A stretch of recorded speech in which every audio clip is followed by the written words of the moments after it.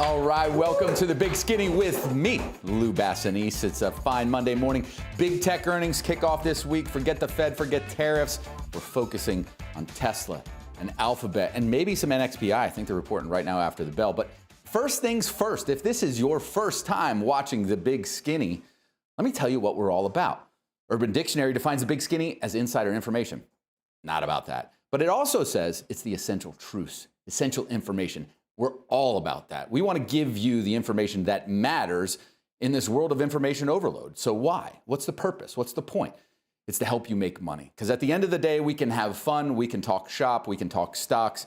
But if those stocks don't go up and those investments don't go up and your portfolio doesn't increase in value, we failed and we shouldn't be here. So we do this in a very straightforward format. If you've not been with us before, some people have called us the Sports Center of financial news. I'll take that. I like that analogy. But I like to think of us as the Dave Portnoy of pizza reviews, but for investment news. You know, everyone knows Dave. His one bite, everyone knows the rules. Well, here at the Big Skinny, we've got a similar rubric that we follow. It's one headline that you should probably ignore, one chart that reveals the key data that's making the moves in the markets that matter, and one investment insight, one move, one action to take that you can make right here, right now, so that hopefully by next week, when you join us again, you've made some money. So we do that at the top of the show with three really important headlines that I think, instead of listening to all the noise and all the headlines across multiple platforms, we distill it down to just three. Along the way, we encourage you to join the conversation. That's right, we're live streaming on multiple platforms, so please do not be shy. If you're a child of the 80s, cue up the Pat Benatar. Hit us with your best shot, because we are fighting today about humanoid robots. We got a lot to talk about, a lot of guests to welcome, some friends, and we can have a little friendly back and forth. So before we get to that, don't forget to join the conversation. With that being said, let's get right to our rundown.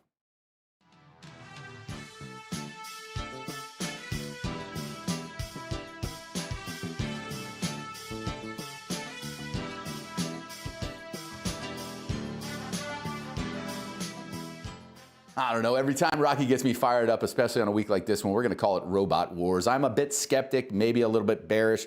We got two friends and another person that is leading the humanoid robot revolution with the launch of an ETF coming to battle it out with me first. But first, we got to battle out the distraction that is plaguing you in the market. So what matters? Well, let me tell you what doesn't matter. It's all the hate going around about small caps. This haterade needs to stop. If you look at the headlines, MarketWatch is freaking out because some of these stocks are lagging behind the all-time highs of the market, right? Is this a red flag? No, it's not a red flag. But the sentiment really has people worried. I mean, if you look at some of the analyst comments and some of the thought leaders, the gurus of this market, managers believe that small caps are more exposed to economic uncertainty and therefore they're getting really negative. Max Gochman, he's the deputy chief investment officer over at Franklin, goes another step further. If you don't have your can't speak, that's me, Lou Basenese today. If you don't have your thesaurus with you and you don't know what sanguine means, it means positive. So he said it's really hard to have a positive view on small caps in this market. Are you crazy? Have you looked at the charts, my friend? Yeah, I know the one that everyone's looking at, that the markets, the NASDAQ and the S&P 500 recently hit new all-time highs. But our lowly old small caps and Russell 2000 haven't hit a new all-time high in over, I believe it's 913 plus days. This chart's a few days old, so call it 920 plus days, as old as Methuselah perhaps. But guess what? That doesn't mean small caps aren't rallying. The truth of the matter is, off the Liberation Day lows, small caps are up 29%, right in lockstep with large caps. And if we pull up a chart here, our money chart, that makes all the sense, small caps are rallying super fast. But guess what? Institutions have record short bets against them. The haterade is overflowing here, over $16 billion worth of short positions against the Russell 2000. At the same time, net open interest in the options market and futures against the Russell 2000 is also at multi-year highs. You know what this smacks of to me?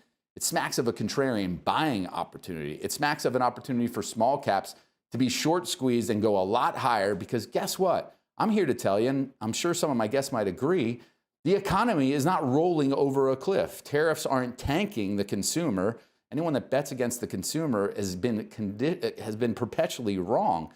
If you look at valuations, look at large caps. The average forward multiple is about 21, 22 times earnings.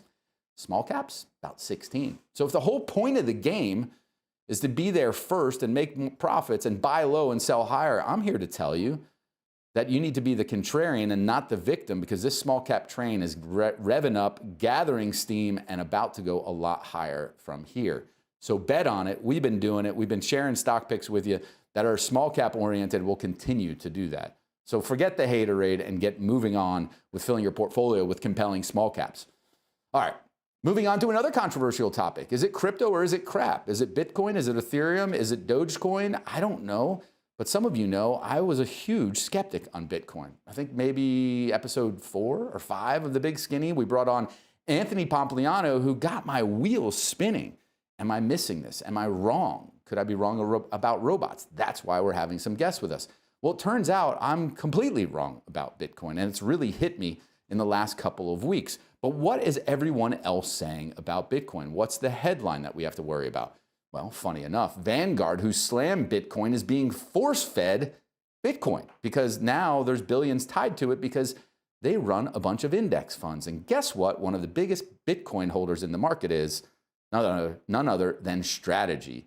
Good old Michael Saylor's Strategy acquiring more Bitcoin than you can imagine at a rapid pace. And now you see other companies moving to this digital asset treasury strategy. And Bitcoin is here to stay, right? I think it dawned on me today. I always thought Bitcoin was just, this is what I always said. It was my great talking point and soundbite. A limited supply of nothing that's supposed to be worth something. Well, I don't think that way anymore. As it was explained to me by the director of research, I think the organization is called CoinCheck, he said that Bitcoin is truly revolutionary because it's the first time that we have a public digital payment system that allows you to move money and value anywhere around without a middleman. Think about that. It's the first time we have a digital one. Well, what's the physical one, you say? Well, it's cash, right? There's no middleman when you exchange cash between you and a friend or you and a vendor. That's essentially what Bitcoin allows, without anyone in the middle that we have to worry about trusting to transport that. So it's truly disruptive from that perspective, which has captivated me to believe that, look, whether we like it or not, Bitcoin is here to stay. Tom Lee, Fundstrat, put it this way. No asset has ever gone to a $2 trillion in market value and gone away and disappeared. So if you're on the fence like me, think about that. Has anything gotten this valuable and then all of a sudden disappeared, except maybe money with Bernie Madoff?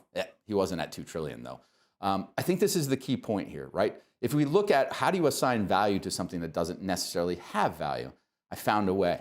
Think about this. Even if you don't believe in Bitcoin, it does cost money to mine Bitcoin. And lo and behold, if you chart the price of Bitcoin to mine the next Bitcoin over the market price of Bitcoin, it's pretty heavily correlated. So as the price gets ahead of the cost to mine, you see more miners come on. And as the price dips below, you see equilibrium restored in the market. So again, it's hard to put a value on intangible things, but now Bitcoin is becoming much more tangible. So I just have to admit it. I was the one that had to come around this. You have to adapt to DeFi or die. It's not innovate or die. It's just accept that the world is moving to a digital currency system. That means cash is out. Pennies are gone. What's next? The dollar and the $100 bills. Eventually, and this is the wave, the first wave of that. Doesn't mean it's going to happen overnight, but it does mean you have to find unique ways to position your portfolio to profit from this. That doesn't mean go all in like the Tom Lees of the world or the Michael Saylors, but it does mean maybe a little bit of your portfolio should be allocated to crypto. I know mine is now a slight amount, about 2%, but over time, I think it's prudent to preserve the dollar and purchasing power to start looking outside at new alternatives. So I put that on your radar. If I can be converted, maybe you can too. After all, Bitcoin truly is revolutionary. I believe the blockchain is going to actually prove itself to be even more revolutionary. But time will tell. We'll revisit that before you get here. Here's what I want to make most important.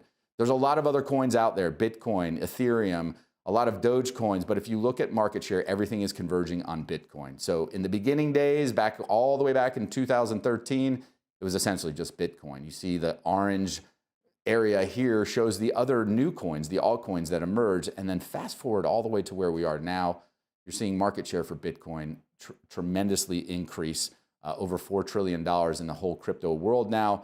I think it's going to all converge to where it's Bitcoin or bust, maybe one other or two other cryptocurrencies. So again, folks, you've been informed, hopefully, between Anthony Pompliano and myself. What's one thing I love here? One of our core principles: be humble or be humbled in the markets. And here, I need to eat some humble pie. I was wrong about Bitcoin. I'm on board. Let's see how high it flies. Now, let's get to Mr. Roboto. What are we talking about robots? This is a topic that I got in some friendly barb throwing with friends on TV about. I'm just not buying the humanoid robot trend just yet. But good old Morgan Stanley, my former employer, has no qualms about, well, maybe exaggerating a little bit. They say humanoid robots is going to be a $5 trillion market by 2050. Drum roll, please. I don't know how old I'm going to be in 2050. It's another 25 years from now. I'm going to be pushing retirement age. How do you play this? I argue probably don't play it just yet because it's a long time to wait. But there's others out there. If you look at the headlines that are telling you this humanoid robot trend is coming soon. It's here. It's upon us. Is it really? Well, let's see. Niels Ferrer, head of corporate investment management at the Schaefer Group, which has been a robotics-oriented company ever since their beginnings 50 plus years ago, says looking at some market estimates and the speed and valuations in the market for humanoids, this is going to be a huge market soon. Well, I'd argue that's up for debate. Let's go back to good old Morgan Stanley's estimates. And pardon me if I'm a bit skeptical when you look at this money chart and it shows the revenue growth. Forget this chart. This chart shows the investment that's happening in corporate-backed robots. That's whatever. Who cares about that? We know the investing trend's hot. But this is the one that's going to show you Rosie from the Jetsons. This weight is going to suck. Look, we're in 2024, $0.0 in revenue from humanoid robots. You got to go all the way out to 2030 before you actually see the bar emerge from the bottom of the x-axis there. And then the 5 trillion-ish takes till 2050. This weight's going to suck if you're wrong, because guess what? Early has the same number of letters as wrong. And I've learned the hard way in biotech and early stage tech that if you're too early, it's an opportunity cost that you don't want to make that mistake. So, but forever the skeptic doesn't mean my mind can't be changed. That's why today we're going to welcome in some guests to try and convince me otherwise. Maybe I just haven't done enough research to know where the good investing opportunities are in humanoid robots. I'm hopeful the discussion will be fruitful for you and for me and for all involved. But before we get that, well, don't forget to join the conversation by chiming in live on whatever platform you're streaming on. Just punch it in the comment section. We'll bring it up on air. This is a choose your own adventure show if you so choose to participate. Don't forget to sign up for our newsletter either at thebigskinny.com. Remember, that's thebigskinny.com. You can scan the QR code on the screen or go to our website where we deliver our insights, one headline, one chart, and one investment takeaway at a time. With that being said, we got this. Do you believe everyone deserves access to high-quality health care regardless of their financial situation? Well, at the Roberto Clemente Health Clinic, we make that a reality. I say we because I'm on the board and have been for the last 5 years or so of this US-based 501c3 nonprofit that's dedicated to providing affordable, compassionate medical care to the 30,000 people in the Tola coastal communities of Nicaragua, which, if you didn't know, is the second poorest country in the Western Hemisphere. As a member of the board of directors, I've seen firsthand the profound impact the clinic has on lives, along with my family, when they provide a full spectrum of primary care, pediatric care, urgent care, and wellness education and services that we, frankly, take for granted here in the U.S. Now, all donations directly support the mission of the clinic, allowing us to continue offering these vital services. I know there's a lot of causes worthy that require your time and attention. I'm not begging you to do that. I'm just asking you to check out a new one today and consider making a difference. So you can scan the QR code on the screen or visit nicaclinic.org to learn more and consider making a contribution. Together, I truly believe we can build a healthier, stronger community for those in need. We'll be right back. Big push for AI. Let's bring in Dan Greenhouse, asset management strategist at Solus Alternative, and Lou Basenese, executive vice president of Prairie Operating Company. He's definitely, Lou, generating a lot of energy with this summit. So he's wheels up on his way there. This is a huge push for AI and investment in AI here at home, but also for energy dominance. So what are your expectations? Yeah, the two go hand in hand. So he needs to drum up even more energy, more investment. We're talking about tens of billions here. We need trillions. I mean, the infrastructure investments in AI to power it are going to be north of about 1.5 trillion over the next 5 years. And it's in all types of energy, right? We talk about nuclear, coal, oil, gas, whatever we can, because we have to catch up to China. This is a place that they are beating us. They're not beating us in patents, company formation, AI capabilities. They've brought online since 2000, 8,000 terawatt hours of new power. The U.S. is at about 400 terawatt. Well, that could be an issue for us. They've got to reach those lofty goals, Dan. We lose the AI race to, say, China, that it could shift the balance of power in the world in a very unfavorable way for our country. And that obviously is the goal in a nutshell. Yeah, look, I would ask you this. Are you using AI? Yeah. Of course. Yeah, you have to. Every minute of every day. Yeah. If you're not using it, it's not just about educating in the university system, it's everyone. If you're going to lose your job, it's not to AI, it's to someone that's using AI. I have a friend that's in the software startup space. He's now starting 6 companies at once because he doesn't have to hire any other developers. He's communicating directly with Claude, Anthropic's latest model, and is doing 100% of the coding just back and forth with AI. So that's how, and 2 weeks ago, he was doing about 90%. So this latest update has totally changed the game for him and other entrepreneurs. Ding, ding, ding, ring that bell. It's time for the Robot Wars on the Big Skinny. If you listened to or read our email, I told you I grew up in northern Jersey where you never ran away from a good fight, even if you were outnumbered. Well, folks, I'm about to be outnumbered and hopefully educated on this trend. I want to welcome in at this time 2 close friends, investment gurus in their own right that always are serving up great insights on air. Michael Lee of Michael Lee Strategy and Adam Johnson of Bullseye Brief and the portfolio manager of the American Ingenuity Fund. Gentlemen, welcome to the show. Thanks, Lou. Lou, how are we doing, man? I can't hear you, so I hope you said something really good. I don't know what that, so maybe this is an easy fight if I can't even hear and debate you guys. So, I will say this. Are we good, Lou? Can you hear you me? both have espoused to me that I was clear that you're runaway humanoid bulls, robotic bulls, right? So I'm gonna just throw it out there. I think it's all hype right now. Prove me wrong. Who wants to jump in first? Very simple answer. Like, as soon as one of these Tesla humanoid robots are available, I'm buying one. Adam, I don't know if you can hear me. Yeah, I can hear you. Lou, All right, can you we got to hear come me? right back. I can't hear you guys, and that makes it hard to fight. It's like throwing punches blindfolded. So we'll be right back. We'll figure out these technical difficulties, and we'll get this fight started again. False alarm, warm up.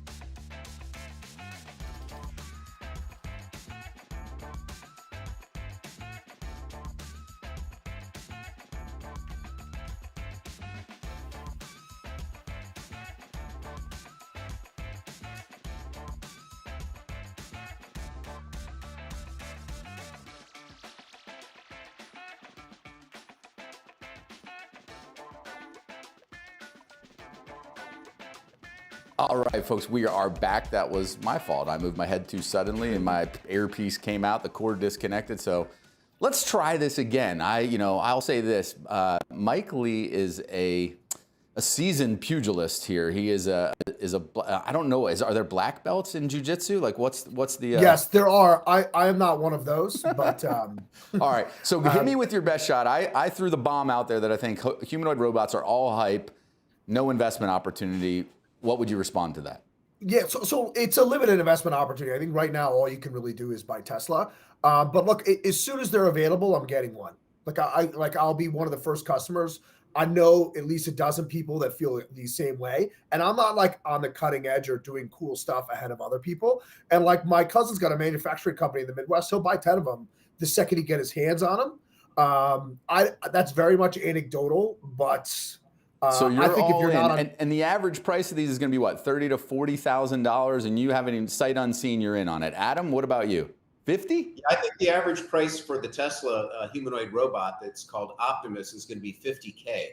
And, you know, if you're skeptical, Lou, that's fair. You're allowed to be skeptical. But I'll tell you right now that Mr. Musk is already building the robots. In fact, he plans to deploy, no joke, actually deploy 10,000 of his humanoid robots, again called Optimus. He plans to deploy 10,000 of them by year end in his own factories. And then over the next couple of years, he plans to ramp up production. He thinks he's actually going to be able to make and sell 1 million robots by 2027. And think about it. You were asking about price. He thinks at that run rate, Elon Musk thinks that it'll cost him 20 grand to make each robot. So if he sells each robot for 50,000 bucks, he's making $30,000 in profit. Well, at the run rate that he himself has suggested is possible within a couple of years, that's 30 billion in profit.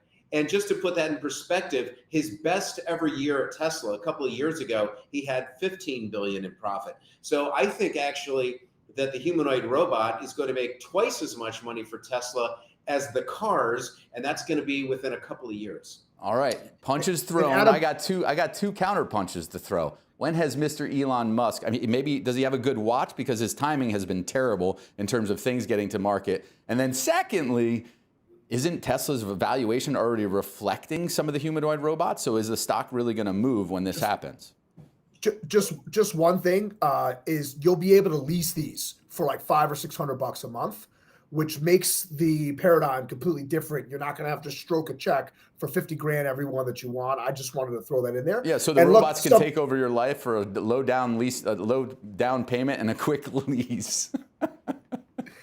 Yeah, hey, look, my wife wants help around the house. She's going to get it. Not from you, though, Mike, from a robot. I love it. Yes, exactly. So look, here's so timing. That's a great criticism of Elon. But he said the robotaxi first week of July or first week of June, those robotaxis are on the road. Okay, Waymo's cost $250,000. Adam could probably knows the number better. Like, what do these Model Ys cost? They're using as robotaxis, 20 or 25 grand. So the SaaS revenue from robotaxis coming in, as well as the humanoid robots, like it's on like Donkey Kong for Tesla. Wow. Yeah, all right, Adam, what say you? Another bullish take on Tesla. I want to hear your take on what Mike just shared, but then also, is there any other public pure plays on humanoid robots besides Tesla? Publicly traded, no. They're all private efforts, or they're embedded in larger companies. So Tesla really is, I think, the easiest and most obvious. Yes, Amazon is trying to build their own robots too, and they will do so, and they will be successful. But the Optimus is the one that's getting attention. And I'll tell you what makes it special. What differentiates the Optimus robot from all the others out there is that it has been trained, continues to be trained on all of the info, all the AI info that is happening in real time with the cars. Remember, the cars can drive themselves, and they can start to predict behavior, like what happens when people run across the street, or what happens when someone tries to cut you off. And it's assimilating all that knowledge. So it's building an incredible knowledge base of human behavior. Yeah, I agree with this. I got to pause you right here because this reminds me of a Reagan quote of like, what's the 7 worst words in the English language? I'm from the government and here to help. If I see this thing show up at my door, I'm thinking those things. But to your point, you're absolutely right. The AI embedded, that learning is a huge driver. Like, I would concede that if you look at the cost to run AI right now, it's going to be driven down even further, which makes these robots that much more affordable. And so I concede that. So you're right. I'll give it to you guys. Like, I'm wrong, dead wrong on the AI component. Well, I mean, the AI component's very exciting, but, you know, we're showing the video of the actual, the Optimus, the Tesla robot. And I mean, the articulation, it can play the piano. That's how articulated the hands are. And it can touch gently or it can bang hard.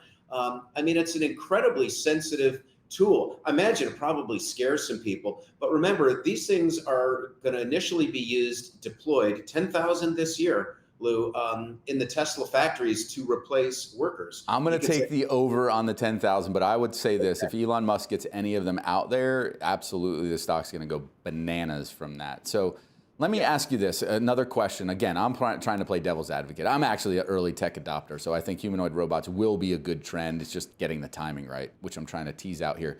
But Tesla has notoriously not worried about patents, right? Elon opened up the patents for electric vehicles. If I look at the patent space for this now, Tesla is actually way behind Sanctuary AI. Sanctuary AI has about 200, I believe, patents that are based on humanoid robots, and Tesla's at 16. Does that concern you at all? Like, how does Tesla protect its competitive moat? Well, what you're, Mike, I'll go quick and then I'll get out of your way. There's a difference, Lou, between having the programming language that enables AI and then having the actual knowledge base that informs that programming language as to how to behave. Tesla has its own knowledge base because of all the info gathered on the on the streets. So that to me is where the real value is. If it's an open language, you think about the Android phone, that's an open language, but being able to actually create the apps and the components and get paid for that, that's unique to Google. Yeah, do either of you guys have Android phones? No. All right. No. We're friends. iPhone. We're friends. If you had green, I'm out. Like, interview's over. All right, Mike, what do you respond to someone that says, hey, Tesla doesn't have any patents? I get the real world application and practicability and intelligence is more important. What do you say? Yeah, so here's the argument for Tesla as a whole and why they're going to dominate. It's Elon talks about the assembly line and his ability to manufacture, and that the assembly line is the true product. And it's so when you could scale up a company, so you start looking at Lucid and coming out there, and people love the cars, and they just got a co-investment with Uber, and they're backed by Middle East money. Okay, how are they going to sell it? How are they going to sell 1 million cars a year? And if they can sell 1 million cars a year, how are they going to produce them? So who's going to be able to produce these at scale the way that Tesla is going to be able to? And so, I'm happy you have your patents. Like, I have the money, the wherewithal, the process to put this together, put them on the shelf. And like, I've already got a direct to consumer business model that's been around for a while and wildly successful. That's, I think, is a pretty substantive new word, competitive advantage. Well, listen, since we're using all these fighting terms, it reminds me of the Mike Tyson quote, right? Like, everyone has a plan until they get punched in the face. So you can have your patents and your jujitsu training, but if you've never had the real world application and the ability to scale and drive down margins, I get it. So I'm a patent first guy, but I think you make compelling arguments. All right, now I'm going to look at it from this. Now I'm coming around your worldview. But then I look and go, what about industrial robots, right? There's companies like Symbotic that are actually deploying their robots in Walmart's warehouses. They go 25 miles an hour, self-charge. That stock's up about 50%. You look at industrial robotics, that they're actually generating a ton of revenue. There's a ton of deployments right now. Why wouldn't I focus there first versus Tesla? Or do you think this is going to be a stock that moves so fast that you have to own it before the inflection point because it's going to be too hard to predict when that hits? Well, let me jump in on this one because I own Symbotic. I owned it for a long time. We've made about 5 times our money so far. It's trading around $50, so we were buying it around 10. See, I have smarter friends because I just started buying about 60 days ago. So Adam, everyone forget what Lou Basenese says. You got to check out Adam because he is always first on innovation. So I love it, man. Well, sometimes I'm also early. It's a volatile name. And yes, you're right. They're converting all 47 of Walmart's warehouses to fully automated warehouses. That's exciting. GXO Logistics is another one. Brad Jacobs, the guy who founded United XPO, right? XPO, and now he's got this other roll-up for buildings products.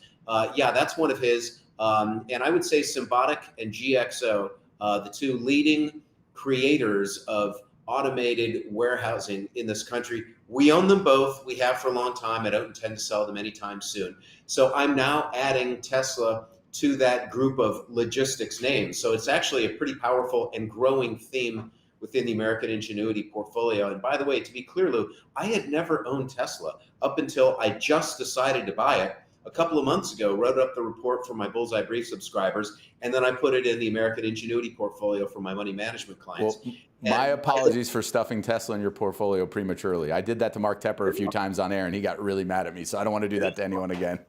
No, it takes time to come around. And I had never bought Tesla because I only thought of it as a car company. I thought, why would I pay 80 times earnings for Tesla when I can pay 8 times earnings for Ford or GM? Fine.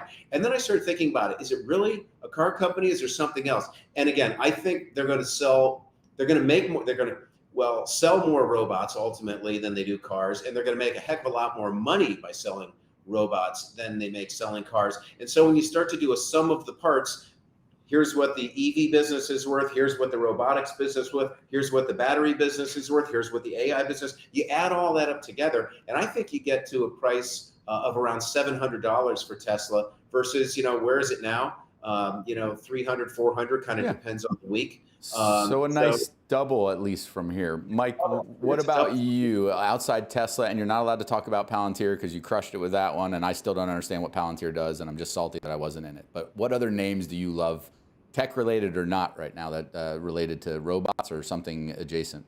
Yeah, so look, all the chip makers are all going to play an integral part in all of this because you're going to need GPUs to do this. So NVIDIA, I heard you talk about NVIDIA earlier today on Varney, looking at 40 times earnings. To me, that number is more like a 25. I think the street estimates are wrong. It deserves a 35 to 40 forward multiple. And then you look at Marvell as well as AMD. Yeah. You're in a situation right now where the market believes we're in 1997 to 1998 in terms of infrastructure build out. If you compare it to the internet, the AI infrastructure build out, we're at least 5 years away, and the number of tokens needed for large language models is going to surpass that of infrastructure availability for at least 3 years, most likely longer than 5. And while you have this demand supply imbalance, it's just you're going to get these companies are going to grow at 30 to 50% per year for the next 5 years, and their multiples. What's baked into almost all of them is the estimates out 15 to 18 months conclude that their quarter over quarter growth is going to go from 10 to 15% down to 1 or 2. And it's just not reality. This demand is going on as far as the eye can see because they're all capacity constrained. So for every GPU NVIDIA sells, they have demand for 15. So to me, the market discounting growth falling off a cliff in a little over a year puts a hamper on all the multiples of these stocks. So at some point in the next 2 or 3 quarters, we'll get a re-rating and then attach it to a growth rate that's north of 25% for all three of them. No, I completely agree with you. I think you make a fair point that you can't just look at those numbers in just a snapshot because it doesn't fully reflect all the growth that's baked in. We've been talking on the show that GDP in Q1 actually had a full percentage point growth from AI investments, capital expenditures, that the numbers aren't baked in there. But I also think you made a key point that I want to pull out here too, that it's not a zero-sum game. It's not NVIDIA gets all the chip components in the robots. There's Marvel, there's AMD. We've talked about a company, Teradyne, that does semiconductor test equipment that generates money from robotics as well. So there's this whole ecosystem related to AI and robotics that I think you can play. To Adam's point, he's now building out this kind of little sleeve of robotics companies in your fund. Are there other names that you like, Adam, that you love? Mike, it's in timeout. You can't punch me again. I got to let Adam punch me one more time. Well, for logistics, I think those are the big three: Tesla, Symbotic, ticker SYM, and GXO Logistics, ticker GXO. I mean, you could say Prologis, actually, which is the largest operator of high-end logistics warehouses in the country. The fact that they just guided up, actually, a couple of weeks ago, argues for them. They're a little bit more of a real estate play. You could, if you wanted, add data centers into the mix, and apply digital. If you want to build out that theme, you could talk about powering data centers with nat gas-powered electricity generators. That would be GE Vernova. You could talk about building data centers. That would be Sterling Infrastructure, STRL. So, I mean, if you really, want to start connecting dots and building out the portfolio in earnest, yeah, you can absolutely go there. But if you want to just talk about pure robotics plays, I would point you to Symbotic, GXO, and Tesla. All right, Mike, your turn, and then I'm going to let you guys wrap it up with a thank you. But yeah, I just want to say, like, if you want to look at how robotics can transform an industry, just look at Intuitive Surgical and how well that stock is done, right? And so it's coming across logistics, and I think these humanoids, I'll say what I said to Varney one day, which is you don't need to have your robot inside. Your robot could be an outside robot and have it mow your lawn, even though you live in Manhattan. I love that, man. Outside robots, I'm down with that. I just don't want to wake up in the middle of the night to have to pee or get a glass of water and then get attacked by my Optimus because it thinks I'm an intruder. So, I have nightmare scenarios, but maybe that's something I need therapy for separately anyway. Okay, Will Smith. Listen, I love you guys for always being good sports. I appreciate you entertaining this battle here. How do people, Mike first, then Adam, how do people find you so that they can continue to get your great insights? Yeah, Michael Lee Strategy, and I think my YouTube is Mike Lee Strategy. Get all my clips up there if you don't watch Fox Business 24/7 like the three of us. And Adam, what's the best place to find you? Yeah, thanks, Lou. Bullseyebrief.com, home of the American Ingenuity Fund. I publish every Sunday morning at 7 a.m., bullseyebrief.com. As reliable as a clock. Hopefully Mr. Musk is as reliable with that timing as you are with your newsletters as these robot launches. Gentlemen, thank you again. Look forward to having you on another time when maybe we battle it out or we're just three guys that are all bulls on one thing. So appreciate your time. Thanks, Lou. All right.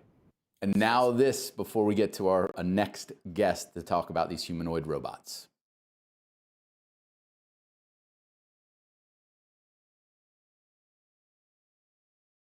I got to unplug my robot.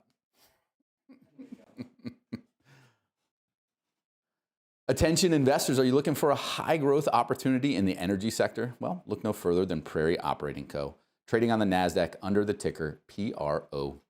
As America's premier high growth, low cost oil producer, Prairie is making waves in the DJ Basin, which is in Colorado. With a recent transformative acquisition, Prairie's expanded their footprint to 55,000 net acres and increased daily production by over 24,000 barrels of oil equivalent. Prairie Operating is poised for explosive growth, maintaining a strong balance sheet while delivering value to shareholders. Don't miss out on this exciting investment opportunity. Prairie Operating Co., PROP on NASDAQ. Full disclaimer, I'm an employee of Prairie, so deeply conflicted, but conflicts of interest in my mind are a good thing. Let you know where your loyalties lie. Remember, too, that past performance does not guarantee future results, so please consult your financial advisor before investing. We'll be right back. From what we saw this week, the bar was low. However, investor reaction is certainly high, and good just isn't good enough. Lou, get your take as well. Earnings season, we're early days still, Lou, but you got the big banks. A lot of big tech on the way. What do you make so far? What you heard? Early, it's usually beat and rally. I think we're going to get beat and delayed rally, just because I think everyone wants to see that the majority of the market is going to beat expectations. Remember, last quarter, earnings were only supposed to be about 6% growth, and we got 12%. I think you had lowered expectations going in. As we get through the big tech names, you see that continued outperformance. There's a lot of room to rally from here. What are you listening for, Lou, on the call? Some of the themes: tariffs, consumer economy, and as we get deeper in earnings season, I've had some strategists, Lou, on the show tell me they expect to hear more CEOs and CFOs decide, you know what, there's too much uncertainty, I'm not offering guidance. I'm not going to offer a forecast. Why put my neck out there? Is that what you expect? Yeah, I don't expect that, because last quarter we had 51 S&P 500 companies actually raise guidance talking about that forward, which kind of goes against the grain. I'm really looking for how much decrease we see in the mention of the word tariffs, how much increase in the word AI, and then really what's the guidance, right? You can have a quarter that's so-so, but what are you looking for moving forward? And people raising guidance, that would be the real tell to me that this market can move higher even if we don't get an interest rate cut, because earnings are going to go high. All right, welcome back to The Big Skinny with Lou Basenese. I'm still Lou Basenese. I'm not a robot. I didn't get replaced during the commercial break. Had a great, spirited conversation with two of my colleagues and friends, but I am excited to welcome in someone who's probably going all in on robots more than anyone else, launching an ETF that is focused exclusively on the humanoid robot trend. Dave Mazza, CEO of Roundhill Investments. Pleasure to have you on the show, Dave. Thanks for making time. Yeah, thanks for having me. Yeah, look, the whole game, 6 degrees of separation with Kevin Bacon. I think it's 1 degree of separation. Gav Blacksburg connected us from Wolf Financial, was really happy about that.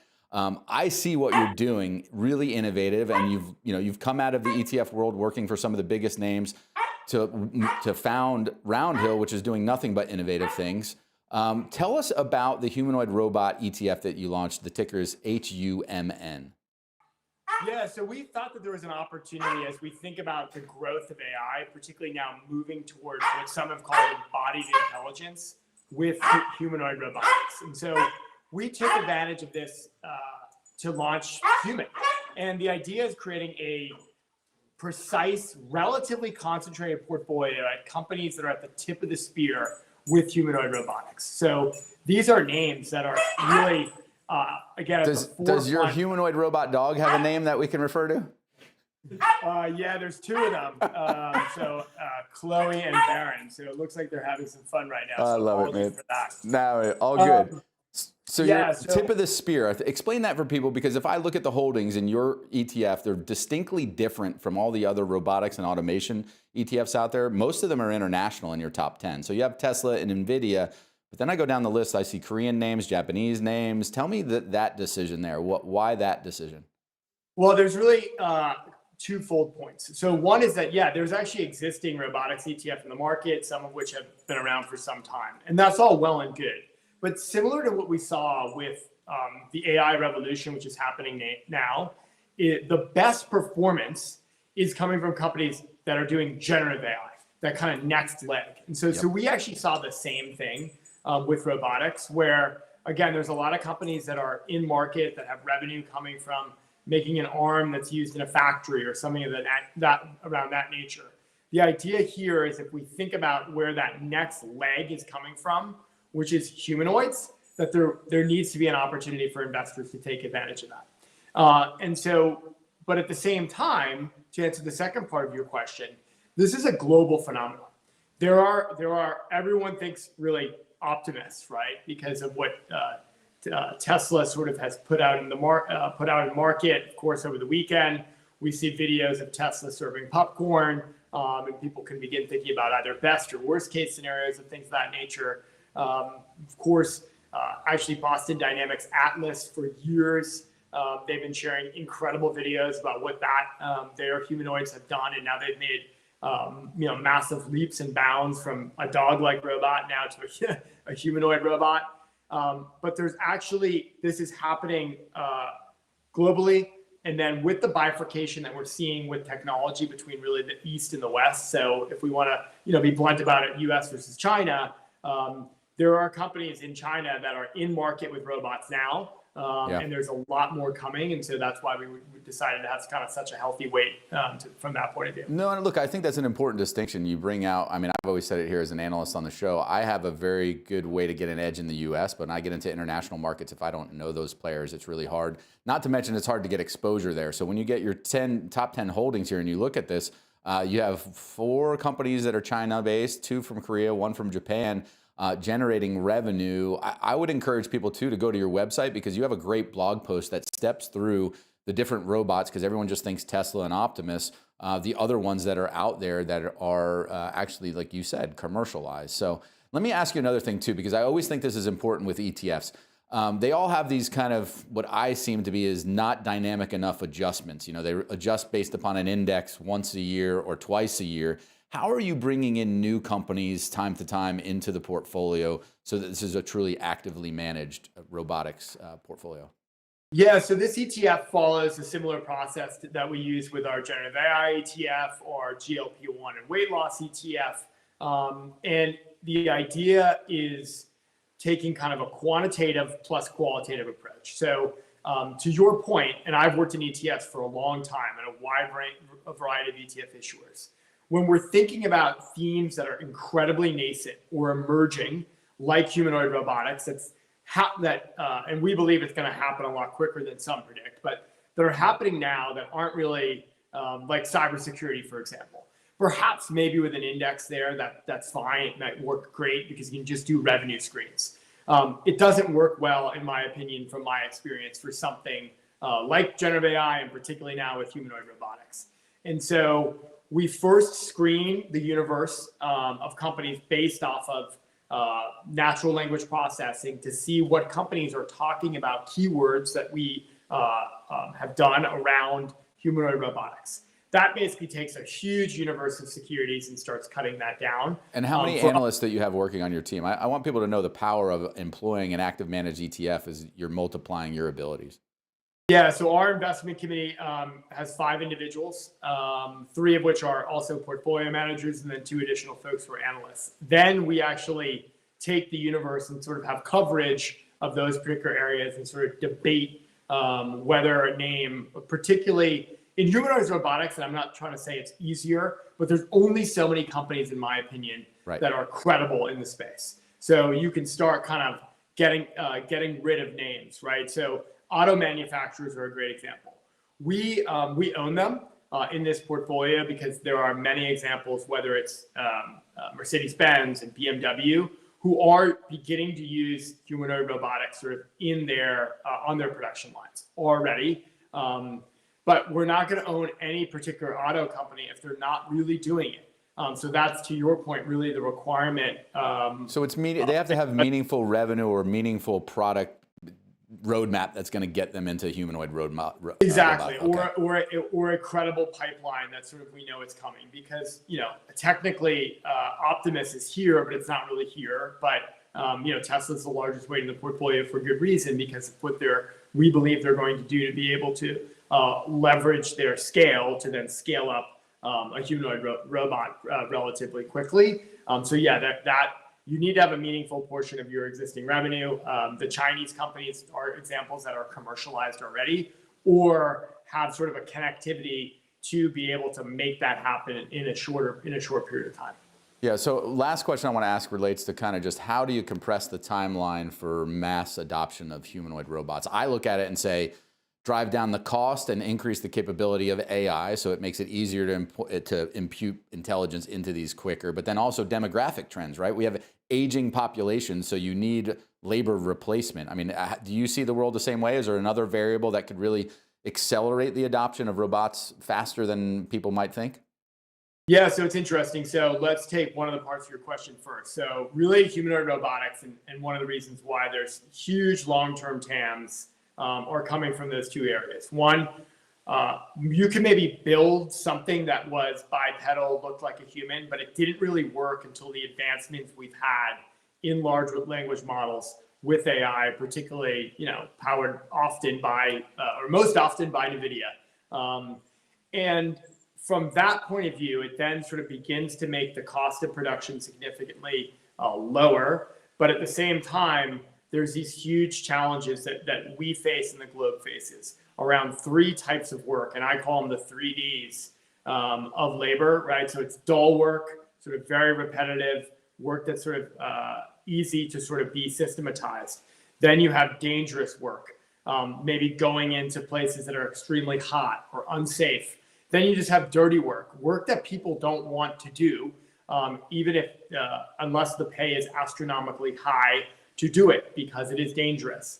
So humanoid robots, I think, are going to help accelerate the need for labor in those areas. If you look at today, there's 450,000 logistics jobs in the US alone that are unfilled. Yeah. Because even though obviously we want more, anyone I think would want more people to have jobs and work, they're unfilled. They're hard to fill because people don't necessarily want to do that work, and a humanoid robotic may be able to do it, and do it perhaps even better than a human could do, should they want to do that. Yeah, I love that simplification of dull, dirty, and dangerous. That really just quantifies or qualifies what this opportunity is here. There's a definite market need that keeps getting bigger.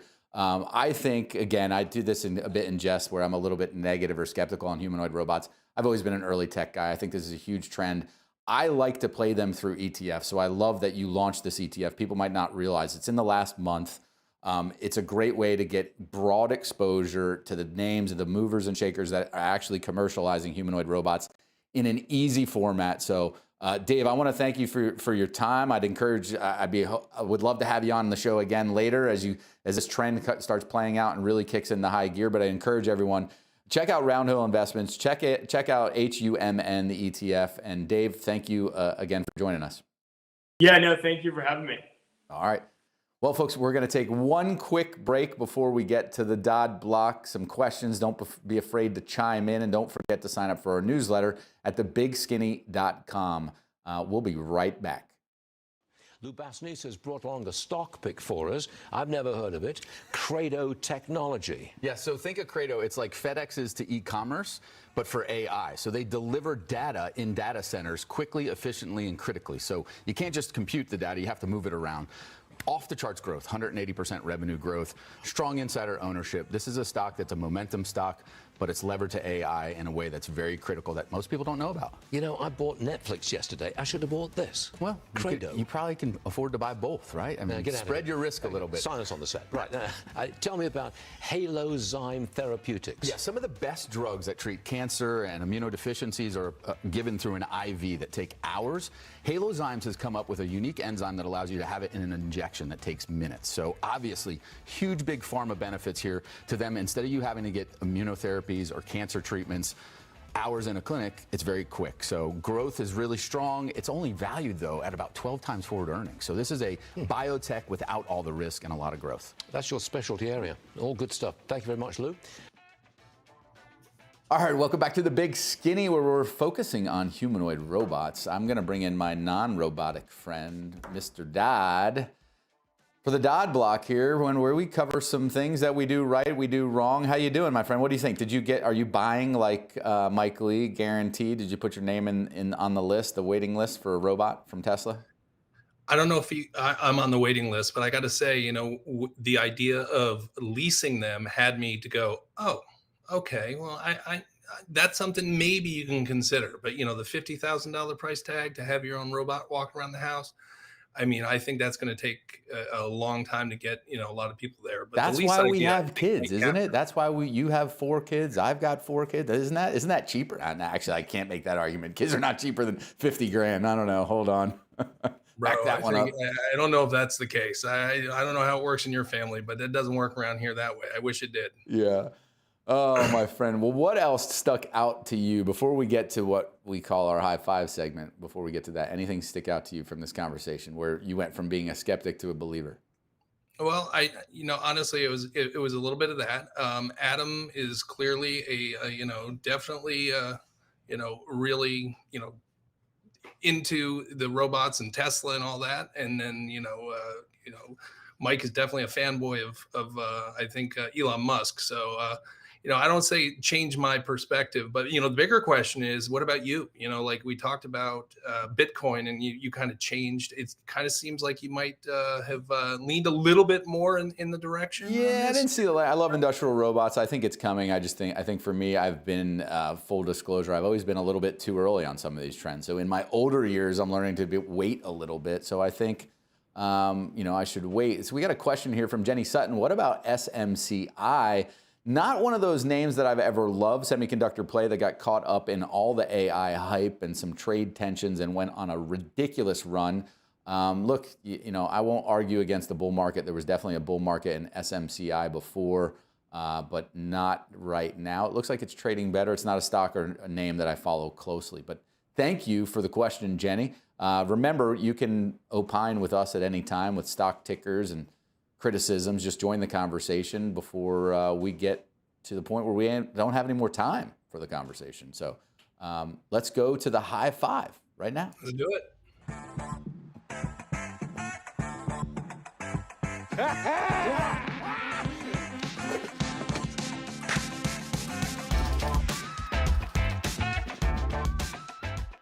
I love this. We go to the high five. We got 5 minutes to go with 5 topics.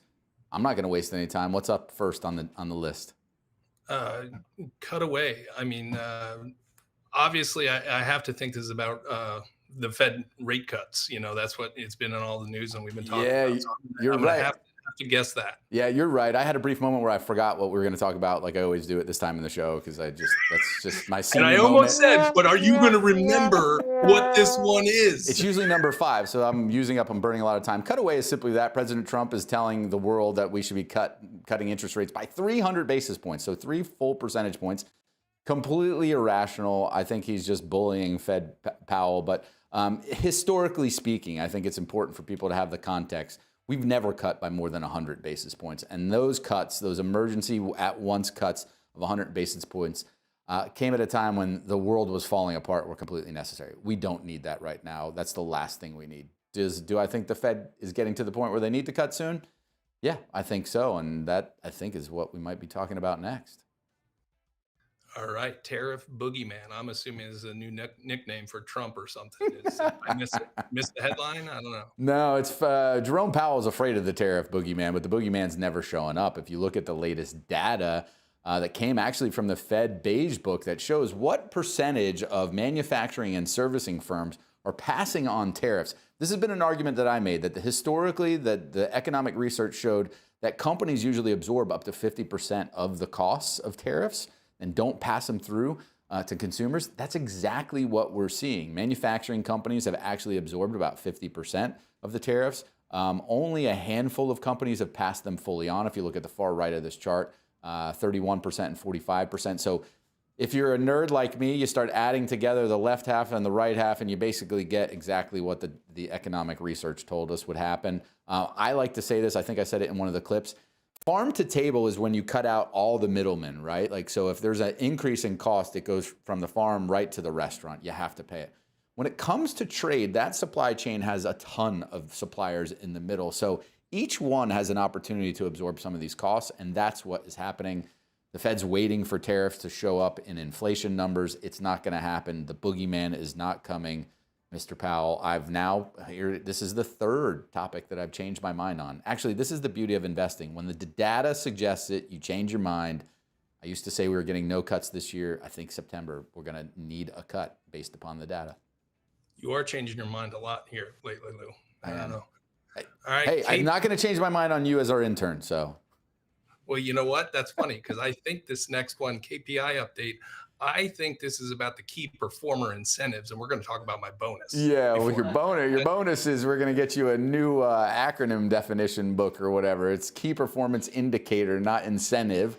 Man. I think this is one you got to keep an eye on. It's revenue per worker. If you look at revenue per worker, throughout technological innovation, it keeps going higher and higher. So it doesn't matter what trend we look at, data, the evolution of the internet, mobile data, cloud services, or big data AI automation, S&P 500 companies are generating more revenue per worker. Fun fact with 2 minutes to go here, I think this is a key leading indicator, but I think the one that's even more important is how much profit per employee a company earns. What would you think is one of the companies, but the sector that has the highest profit per employee? Highest profit per employee. I'm going to say, I don't know, man. I'm going to guess. I'm just going to throw energy. Dude, come on. Seriously? Yeah, you're dead on, man. AI these days. Everything. If you look at the top 10 highest profit per employee, the oil and gas sector has, I think, 5 or 6 in the top 10. So as much as technology leads the way in terms of revenue, guess what leads the way? Good old physical assets. So just something to keep in mind. It's one of the most profitable industries. That's why your name's on the door, Lou. Yeah, it's one of the most profitable industries, but also one of the most undervalued right now. So could be another opportunity. Gotcha. All right, blockbuster killer. Who is Freddy Krueger, Alex? Yeah. This is something that amazed me. This is just a fun chart. Netflix reported results showing their revenue from streaming versus DVDs. You can obviously see the trend here, but this is what amazed me. Who in the world is still renting DVDs from Netflix in 2023? Like, is that even a thing? Is that still happening? The data doesn't lie. So apparently there was a bunch of Luddite Loos out there that just weren't giving up the DVDs. They might have 8 tracks and records too. So I don't know. That was just surprising to me. Nothing more than that. I can't believe that that's actually still happening. Yeah. All right. Big bad tech.